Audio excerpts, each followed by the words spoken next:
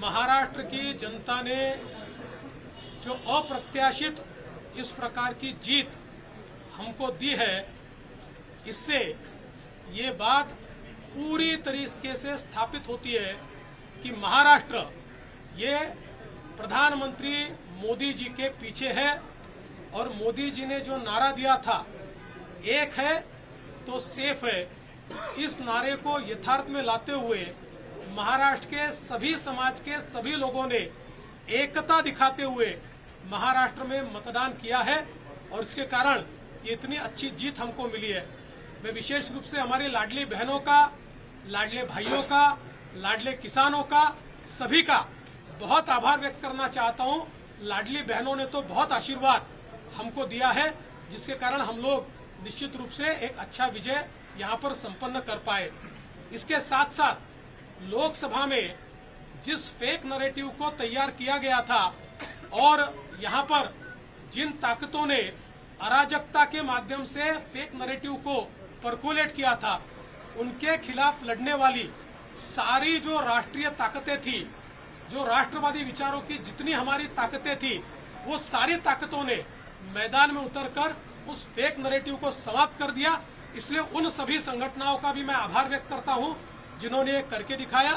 साथ साथ महाराष्ट्र में जो पोलराइजेशन का प्रयास किया गया था और किसी जाति विशेष, धर्म विशेष को, एक धर्म विशेष को पोलराइज करने का जो प्रयास किया गया था, मुझे लगता है वो प्रयास सफल नहीं हुआ, क्योंकि महाराष्ट्र में एक बहुत बड़ी परंपरा है, संतों की परंपरा है।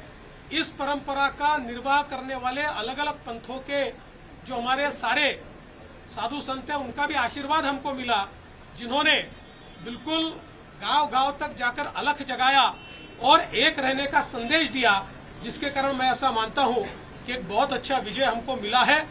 विशेष रूप से हमारे मुख्यमंत्री एकनाथ शिंदे जी, उप मुख्यमंत्री अजित दादा पवार जी, रामदास अठवले जी और हमारे साथ की जितनी छोटी पार्टियां हैं, हम सब लोग एक साथ रहे, एक साथ मिलकर हमने ये काम किया।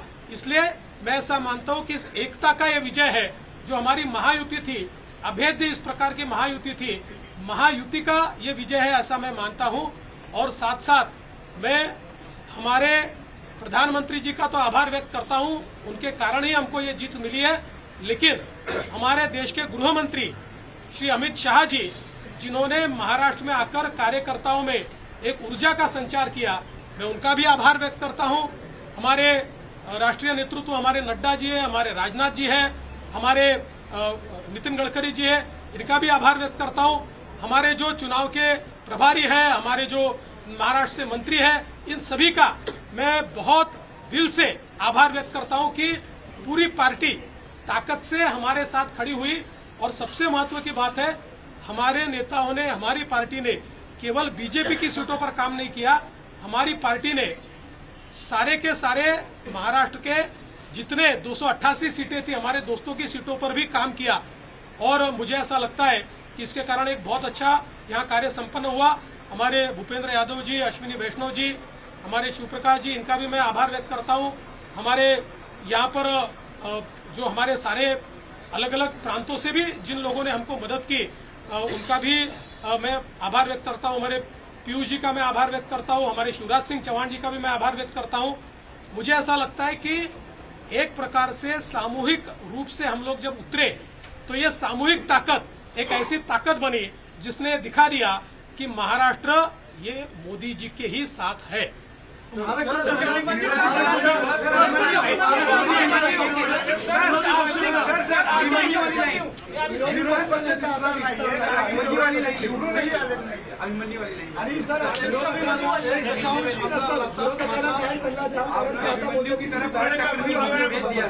ऐसा है, मैंने पहले ही कहा था कि मैं आधुनिक अभिमन्यु हूँ, चक्रव्यूह को भेदना जानता हूँ। हमने चक्रव्यूह को भेदा है और ये कोई मैं पहले भी कह रहा हूँ, वापस कह रहा हूँ, इस विजय में मेरा बहुत छोटा उसमें मैं समझता हूँ कि सहभाग है। एक ये हमारी जो पूरी टीम है, इस टीम ने इस विजय को लाया है। मला असं वाटतं की कुठल्याही लोकशाहीमध्ये एक चांगला विरोधी पक्ष असणं हे गरजेचं आहे. त्यामुळे जे काही विरोधी पक्षाचे लोक निवडून आलेले आहेत त्यांचा आम्ही सन्मान करू. त्यांचा आवाज छोटा असो की मोठा असो, ते ज्या योग्य गोष्टी सांगतील त्या योग्य गोष्टींवर आम्ही त्यांना प्रतिसाद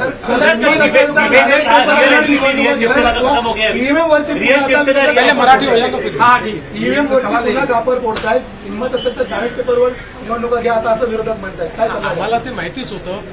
जर झारखंडमध्ये झारखंड मुक्ती मोर्चा जिंकला तर तिथलं ईव्हीएम टॅम्पर प्रूफ परफेक्ट एकदम जनमताचा कौल लोकशाहीचा विजय. आणि महाराष्ट्रामध्ये हे धाराशाही झाल्याबरोबर लोकशाही खतऱ्यात आलेली आहे. ईव्हीएम प्रॉब्लेममध्ये आहे. ईव्हीएम टॅम्पर झालेला आहे. मला असं वाटतं की कुठेतरी अशा परिस्थितीमध्ये आत्मचिंतन केलं पाहिजे आणि खरी कारणं काय. मला काही त्यांना सल्ला द्यायचा नाही आहे, मी तेवढा मोठाही नाही आहे, पण कधीतरी त्यांना खरी कारणं काय आहेत याचा विचार करावा.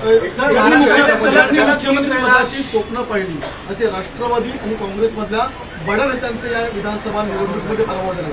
असं लोकशाहीची हीच खरी मला असं वाटतं गंमत आहे की लोकशाहीमध्ये कोणाला जनता डोक्यावर घेईल आणि कोणाला जनता धाराशाही करेल हे सांगता येत नाही. या निवडणुकीने पुन्हा एकदा ते दाखवून देईल. मोठ्या प्रमाणामध्ये यश मिळालेलं आहे. मागच्या वेळेस दातृत्व दाखवत भाजपाने एकनाथ शिंदेना सीएम पद दिलं. आता सगळ्या तुमच्या लोकांच्या अनेक राजकीय नेत्यांचे बाईट्स येत आहेत की प्रतिक्रिया येतात की भाजपाला आता यश मिळालं तर भाजपाने मुख्यमंत्रीपद घ्यायला हवं. साहेब, या बाबतीत माननीय अमितभाई शहांनी प्रेस कॉन्फरन्समध्ये क्लिअरली सांगितलेलं आहे, मुख्यमंत्रीपद हे कुठल्या निकषावर नाही. मुख्यमंत्रीपद तीनही पक्षाचे नेते एकत्रित बसून ठरवतील. एकनाथराव शिंदेजी त्यांच्या पक्षाचे राष्ट्रीय अध्यक्ष आहेत, अजितदादा त्यांच्या पक्षाचे राष्ट्रीय अध्यक्ष आहेत आणि आमचे जे राष्ट्रीय अध्यक्ष आहेत त्यांना आमचं पार्लमेंटरी बोर्ड हे ऑथराईज करतं. ते बसून जो निर्णय घेतील तो निर्णय असेल. कुठलाही वाद नाही आहे, कुठलाही विवाद नाही.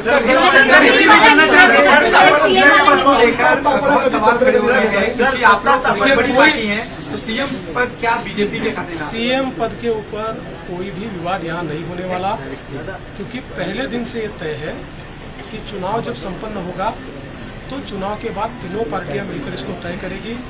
हमारे नेता आदरणीय होम मिनिस्टर साहब ने प्रेस कॉन्फ्रेंस में ये बहुत स्पष्ट शब्दों में बताया है कि चुनाव के बाद तीनों पार्टियां बैठेगी और इसका निर्णय करेगी. अभी मैं ऐसा मानता हूँ कि हमारे एकनाथ शिंदे जी उनके पार्टी के अध्यक्ष हैं, अजित पवार जी उनकी पार्टी के अध्यक्ष हैं और साथ में हमारे पार्टी के जो राष्ट्रीय अध्यक्ष हैं उनको हमारा पार्लियामेंट्री बोर्ड ऑथराइज करता है. तो ये लोग बैठकर एक उचित निर्णय करेंगे. हमारे वरिष्ठ नेताओं से बातचीत करेंगे, हमारे पार्लियामेंट्री बोर्ड से बातचीत करेंगे. जो निर्णय होगा वो सबको मान्य होगा, इसमें कोई विवाद नहीं.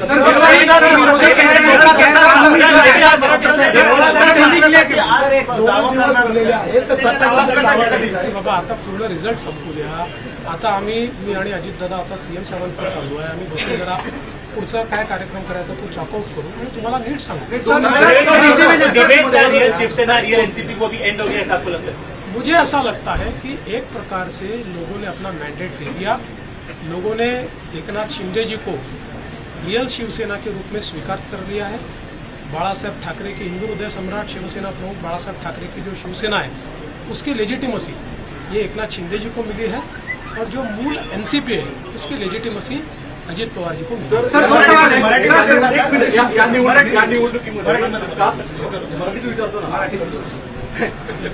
निवडणुकीमध्ये कास्ट पोलरायझेशन करण्याचा प्रयत्न महाविकास आघाडीकडनं आवर्जून केला गेला, विशेषतः मराठवाड्यामध्ये आणि विदर्भामध्ये पण वेगवेगळ्या ठिकाणी अशा स्वरूपाचा प्रचार केला गेला. तरी देखील विदर्भ आणि मराठवाडा याच्यामध्ये प्रचंड भाजपला यश मिळताना दिसतंय. याचं प्रमुख ॲनालिसिस काय? मला असं वाटतं की जेव्हा वारंवार तुम्ही एका व्यक्तीला एका पक्षाला टार्गेट करता त्यावेळी तुम्ही जे टार्गेट करता त्यातली हवा पण निघून जाते आणि त्याची तीव्रताही कमी होते आणि लोकांनाही त्याचं सत्य समजतं. लोकांच्या मनात त्यानंतर एक प्रकारची सहानुभूती तयार होते. लोकांना लक्षात येतं की चुकीच्या पद्धतीनं टार्गेट केलं जातं. तसंच आम्हाला महाविकास आघाडीने ठरवून या ठिकाणी टार्गेट केलं. पण मला असं वाटतं की हळूहळू लोकांनी लक्षात आलं, कारण आमचा ट्रॅक रेकॉर्ड सांगतो. आम्ही नेहमी पॉझिटिव्ह काम केलेलं आहे. त्यामुळे आमचा ट्रॅक रेकॉर्ड पाहून लोकांनी या ठिकाणी मतदान केलं.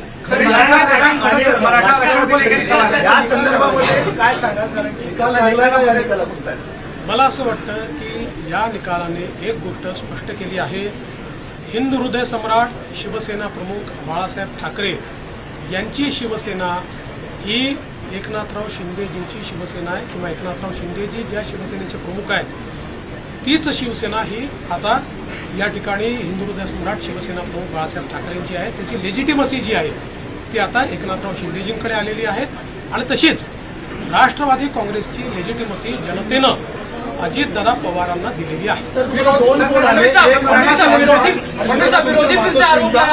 नेमकं बोलणं झालं आईसोबत आणि अमित शहा? आईचा तर फक्त आशीर्वाद घेतलाय, आईने आशीर्वाद दिलाय आणि अमितभाईंनी खूप आनंद व्यक्त केला आणि अमितभाईंनी या ठिकाणी आमचं अभिनंदन व्यक्त केलं. मराठा आरक्षण को लेकर बड़ा मुद्दा बना, इसके बावजूद आपकी पार्टी बड़ी जीत यहाँ पर हासिल करी.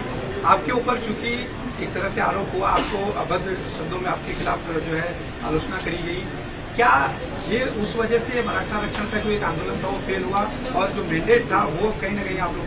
देखिए, मैंने इससे पहले भी कहा था कि लोकसभा के चुनाव में हमको 43.6% मिले थे, उनको 43.9% मिले. तो अगर मराठा समाज ने हमको वोट नहीं दिया होता तो क्या हम 43.6% पर पहुंचते? मराठा समाज हमारे साथ था, है और रहेगा. ओबीसी समाज हमारे साथ था, है और रहेगा. सारे समाज. आज आप जब इसको डिसाइफर करेंगे, जब आप इसका विश्लेषण करेंगे तो आपके ध्यान में आएगा कि सब समाज हमारे साथ में. देखिए, हर समाज की अपनी इच्छाएं होती है, आकांक्षाएं होती है, लेकिन उनको ये भी पता होता है कि अपनी आकांक्षाएं पूर्ण करने के लिए प्रामाणिकता से काम कौन कर सकता है. वो लोगों का विश्वास होता है. तर 2019ला मला वाटतं की वर्षावर एक प्रेस झाली, त्यांच्या नंतर शरद पवारांनी तेल लावलेलं पैलवान हे वाक्य बोललं होतं आणि तुमचं आलेलं माइंडेड गव्हर्नमेंट पाडलं गेलं होतं पालनकरांनी, त्याचा बदला घेतला आहे का आता? आणि तेल लावलेलं पैलवान कुठलाही बदला मी घेतलेला नाही. राजकारणामध्ये जनता ठरवते कोण जिंकेल, कोण हरेल. कधी कधी एखाद्या गोष्टीचा नापसंती जनता कळवते, त्यामुळे यातनं जनतेने कदाचित नापसंती कळवली असेल आणि आमच्या बाबतीत पसंती कळवली असेल. मला असं वाटतं की याला वेगळ्या पद्धतीनं पाहण्याचं कारण नाही आणि नंबर्स काय आहे याच्या आधारावर मी विरोधी पक्षाचं मूल्यमापन करणार. सर, चाणक्य नीतीवरतून ही चर्चा सुरू झालेली आहे. महाराष्ट्र चाणक्य म्हणून शरद पवारांचा उल्लेख वारंवार केला जायचा, आता महाराष्ट्र चाणक्य बदलला आहे. बदलला असेल तर मला माहीत नाही. फक्त मी एवढंच सांगू शकतो की मी तरी चाणक्य वगैरे काही नाही. मी भारतीय जनता पक्षाचा साधा कार्यकर्ता आहे. माझा पक्ष मला ताकद देतो, माझ्या पाठीशी उभा राहतो, म्हणून मला हे सगळं करता येतं. आमच्या पक्षातले जे वेगवेगळे नेते आहेत हे सगळे नेते माझं नेतृत्व मान्य करतात, म्हणून मला पुढे जाता येतं. त्याच्यामुळे चाणक्य वगैरे नाही. सर्व सांगितलं, हे जे काही आम्ही जिंकलो आहे ही एकत्रित भारतीय जनता पक्षाचा हा विजय आहे. याच्यात देवेंद्र फडणवीसचं कॉन्ट्रीब्युशन हे फार लहान आहे. गैरकानूनी जीत एक कह रही है, संजय राउत ने स्टेटमेंट दिया है कि गैरकानूनी जीत है, इस जीत को नहीं मानते क्योंकि जनता आपके खिलाफ थी. और सर, और इसी से एक सवाल इसी पे कंटिन्यू कर देता हूँ सर, क्या देवेंद्र फडणवीस के रूप में समंदर वापस आ गया है? जो लोग घर किनारे में बसाए थे बह जाएंगे?